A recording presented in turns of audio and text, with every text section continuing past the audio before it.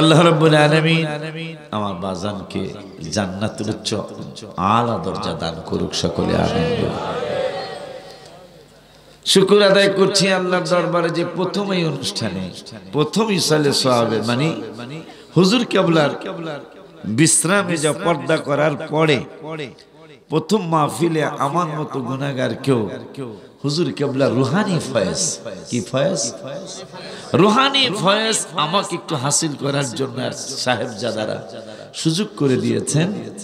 এই জন্য আল্লাহ রাব্বুল আলামিনের দরবারে আপনারা আমার জন্য দোয়া করবেন, আপনাদের দোয়ার ফসল আমি। কারণ আমার জীবনে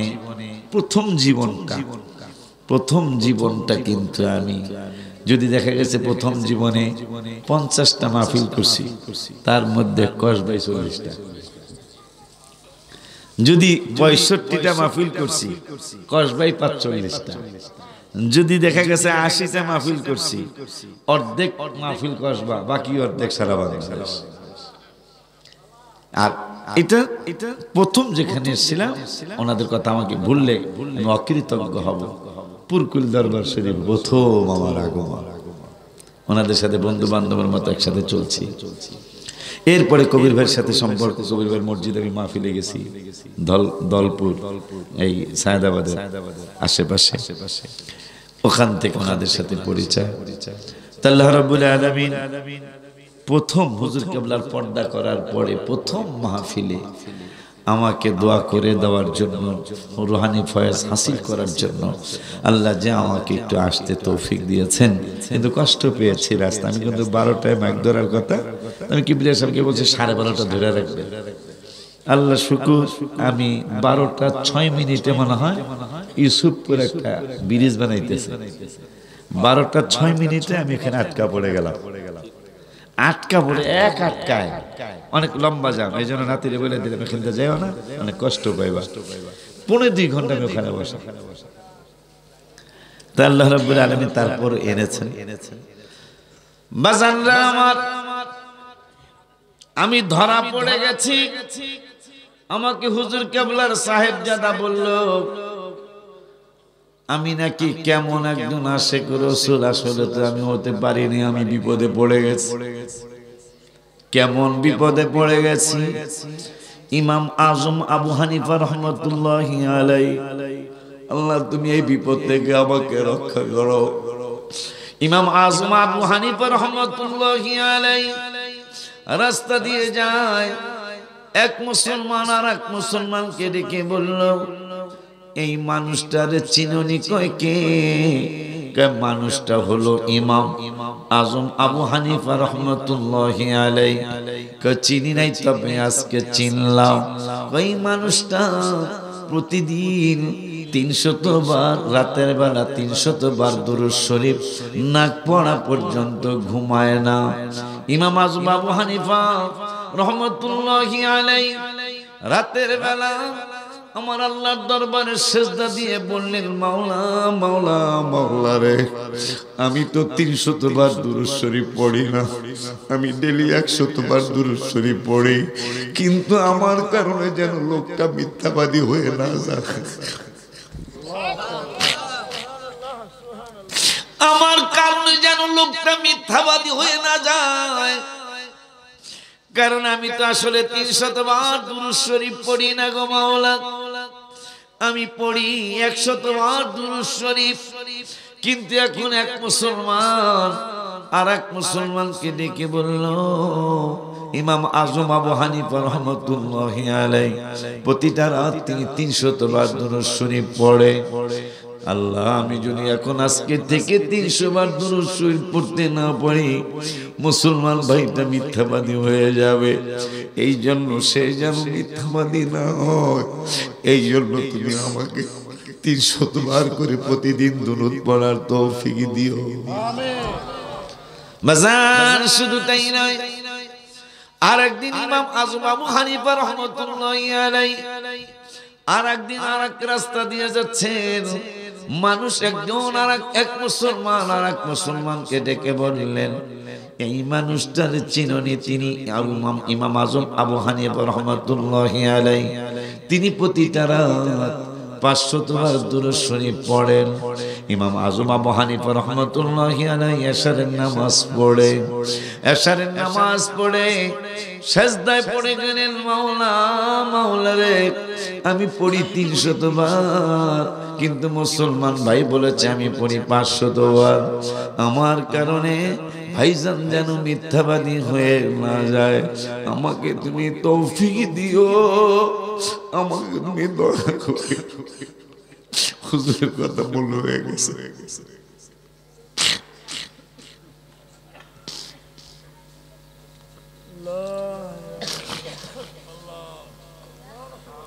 বুগুরে হুজুর কামলাকে তুমি জান্নাতের আলা দরজা দান করো।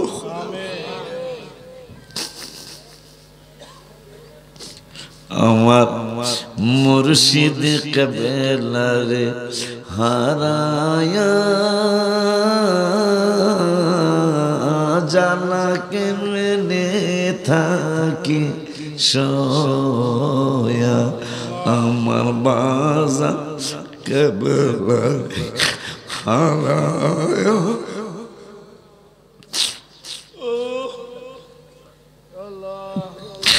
জ্বালা কেমনে থাকি। তুমি কোন দেশে গেলা, কোনখানে গেলা বাজান, কোন দেশে গেলা, কোনখানে গেলা বাজান, আর আসলা না ফিরিয়া, জ্বালা কেমনে থাকি সোয়া, আমার মুর্শিদ কবেলারে হারায়া জ্বালা কেমনে থাকি সোয়া। বাজান রে ওরে বাবু, এই বুগুরের হুজুর কাবলা রহমতুল্লাহি আলাইহি মাহফিলে মাহফিলে ঘুরতেন আর হাবিবের প্রেমের দাওয়াত দিতেন। কেন দিতেন, কোন কারণে দিতেন? কোরআনে ঢুকলে সেটা বোঝা যায়, কোরআনে ঢুকলে সেটা বোঝা যায়।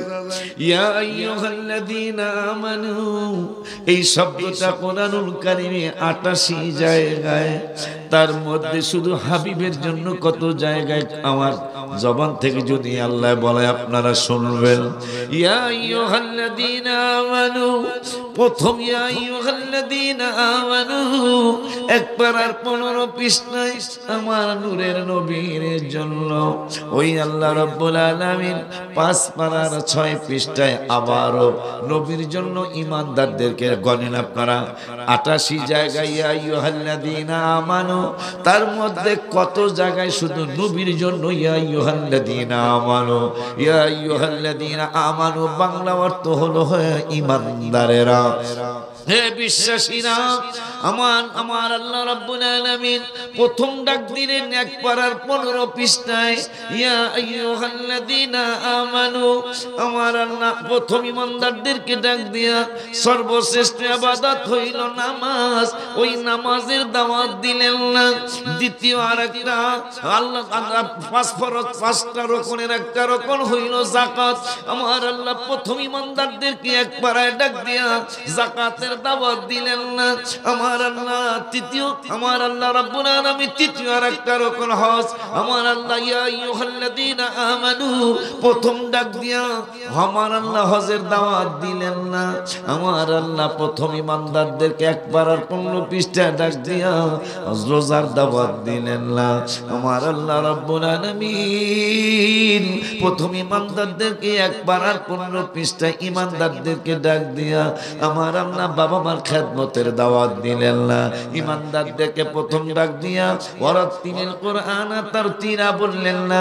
ইমানদারদেরকে প্রথম ডাক দিয়া উযকুরুল্লাহ কাসীরান ওয়াসাব্বিহুহু বুকরাতাও আসীরা বললেন না।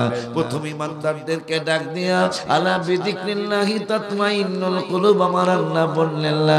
প্রথম ইমানদারদেরকে এক পারার 15 পৃষ্ঠা ডাক দিয়া আমার আল্লাহ যাকাতের দাওয়াত দিলেন না। প্রথম ইমানদারদেরকে এক পারার 15 পৃষ্ঠা ডাক দিয়া আমার আল্লাহ তাহাজ্জুদের দাওয়াত দিলেন না। প্রথম ইমানদারদেরকে এক পারার 15 পৃষ্ঠায় লাস্টের আয়াতের আগের আয়াতে হে বিশ্বাসীরা এই ডাকটা দিয়ে আমার আল্লাহ আমার নূরের নবীর দাওয়াত দিলেন। সুবহানাল্লাহ। হয় না? আসেন না আপনারা? আসেন না? আমি অনেক কষ্ট করেছি রাস্তায়, অনেক। আজকে সন্ধ্যা জাম লাগলো ইলিয়টগঞ্জ, আজকে শেষ রাত্রে জাম লাগলো। আমাদের বক্তারা কিন্তু আমাদের জীবনটা বেশি ভালো জীবন না, সত্যি বলছি, অন্তর কথাটা বলছি। যেই লাইনের হোক, এই যে আজকে 3-4 মাস যাবত ফেসবুকে যা পাইলে না আলেম তো হোক, যেই লাইনের আলেম তো স্টেজে বিভিন্ন ধরনের আলতু ফালতু কাজ হচ্ছে, যেটা অনাকাঙ্ক্ষিত হোক না, যেই লাইনের আলেম তো। আব্বা জানলারে আমার মনে হয় মাঠে আর বেশি দিন কাজ করা যাবে না, একটু সুবিধা হয়েছে।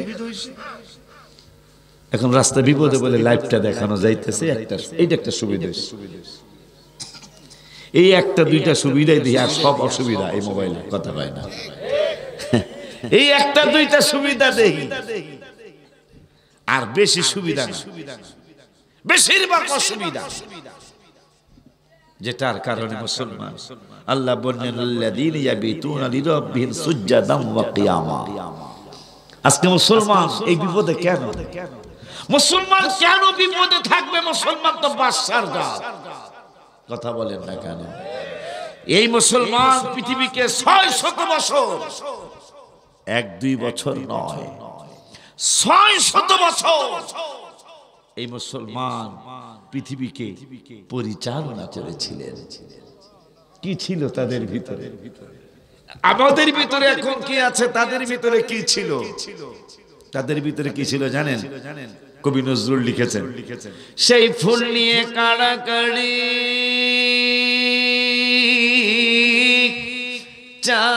চাঁদ সূরজ গ্রহ তারা, সুবহানাল্লাহ। আমার নবীকে নিয়ে কাড়াকাড়ি, রসুলকে নিয়ে কাড়াকাড়ি, হাবিবকে নিয়ে কাড়াকাড়ি, আকাকে নিয়ে কাড়াকাড়ি, চাঁদ সূরজ গ্রহ তারা। ফকির, কবি নজরুল লিখলেন, ফকির বাদশাহ দরবেশ চাহে পড়তে গলার মালা, বলো ফকির বাদশাহ দরবেশ চাহে পড়তে গলার মালা, সাহারা তে ফুটলো রে ফুল রঙিন গুলে লালা। মাশাআল্লাহ। হায় হায় হায়। বলে হুজুর প্রমাণ কি? প্রমাণ একটা দুইটা নয়, অনেক প্রমাণ। দিল্লির জামে মসজিদের ইতিহাস শুনলে বড় আশ্চর্য হয়ে যাবেন। বাদশা সম্রাট শাহজাহান তিনি মসজিদ এমনি বানায় নাই, মুসলমানরা আবদার করতেছে, আমাদের বাদশা, আমাদের মহারাজ, আমাদের জন্য একটা মসজিদ বানান। সম্রাট শাহজাহান মসজিদ বানায় না, মিছিল হলো দিল্লির রাজধানীতে, ইন্ডিয়ার দিল্লির রাজধানীতে মিছিল হলো। মুসলমানরা মিছিল করলেন, মিছিল করার পরে তিনি লজ্জা পেয়ে গেলেন। লজ্জা পেয়ে মসজিদের জন্য জায়গা নির্বাচন করলেন, কিন্তু মাটি ফালায় না। চমৎকার ইতিহাস দিল্লির জামে মসজিদের।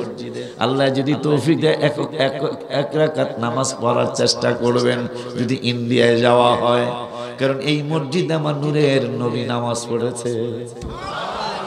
বলবেন হুজুর এইটা আবার কেমনে? নূরের নবী তো অনেক আগেই পর্দা করেছেন, অনেক আগেই বিশ্রামে চলে গেছেন। নবী বলেছেন বুখারী শরীফে, যদি আমাকে কেউ স্বপ্নে দেখো মানর আল হক, সত্যি আমার স্বপ্নে দেখলা, কারণ কি? ফাইন্না শাইতান লা ইয়াতামাসসালু ফি সূরাতি, শয়তান আমি নূরের নবীর সূরত মোবারক ধরতে পারে না। এই নবী বলে হ্যাঁ মত, তাহলে আপনারা কি শয়তানের চেয়ে ক্ষমতাবান বেশি? নবীজি বলতেছেন যে আমার সূরত শয়তান ধরতে, এই জন্য আমারে যদি কেউ স্বপ্নে দেখো সত্যি আমাকেই দেখলাম। সুবহানাল্লাহ কয় না? আব্বা জান্নারে আমার রাত্র বেতালিয়া রাত্র রে, আপনাকে দুইটা আজ কি কষ্ট হইব। ও সমস্যা নাই, কার কার সমস্যা নাই হাত তুইলা দেখান।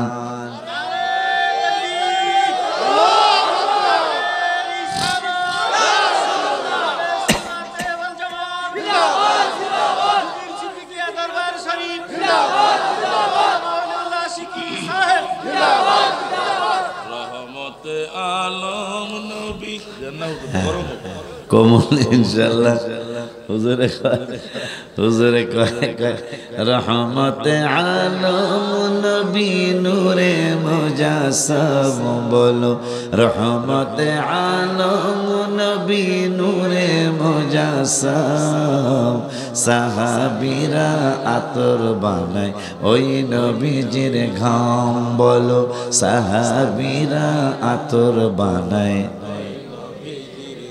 বাজান রে চিনো মানো জানো কেমন আমার নবীজি, যাহার পাগল চন্দ্র সূর্য তারকারাজি, বলো যাহার পাগল চন্দ্র সূর্য রাজি। বাবারে আরো শুনবানি সুন্দর কাহিনী, আরো শুন সুন্দর কাহিনী, জান্নাতের রুমে রুমে লেখা নবীর নাম। মাশাআল্লাহ। دليل أقبل آدم على ابنه شيثا فقال أي بني أنت خليفتي من بعدي فخذها بإمارة التقوى والعروة الوثقى فكلما ذكرت الله فاذكر إلى جنبه اسم محمد مكتوبا على ساق العرش وأنا بين اللوح والطين ثم إني طفت السماوات فلم أرى في السماوات موضعا إلا رأيت اسم محمد وإن مكتوبا عليه وإن ربي أسكنني الجنة فلم أرى في الجنة قصرا ولا غرفة إلا وجدت اسم محمد مكتوبا عليه ولقد رأيت اسم محمد مكتوبا على نحور الحور العين وعلى ورق قصابل جبل الجنة وعلى شجرة توبة وعلى سدرة المنتهى وبين عيون الملائكة فاكثر ذكره সিল্লায় কি মারহাবা বলা যায় না? আমার হাবিবের যে কত শান, আমার মায়ের নবী যে কত মান। ইন্ডিয়ায় দিল্লির এই অর্থটা আপনারা আমার মনে হইব না, হয়তো মনে হইলে আপনারা বলবেন হুজুর যে হাদিসের ইবারতটা পড়ছিলেন অর্থটা শোনায়া যান। বাজানদারে আমার দিল্লির জামে মসজিদের জায়গা ক্রয় হলো। বাদশা আলমগীরের বাবা বাদশা সম্রাট শাহজাহান জায়গা ক্রয় করলেন, নির্দিষ্ট করলেন মাটি ফালায় না। মুসলমান আবার দিল্লির জমিনে মিছিল আবার করলো। আপনি জায়গা নির্ধারণ না করলে না করতেন, জায়গা নির্ধারণ কইরা কেন মাটি ফালান না? এই সরকার চাই না, কথা কয় না। বাদশা সম্রাট শাহজাহান লজ্জায় পড়ে গেল। লজ্জায় পড়ে যাওয়ার পরে এখন তিনি মাটি ফালানো শুরু করেছে, মুসলমানরা স্তব্ধ হয়ে গেল। এই তোমরা কই যাও, এই এই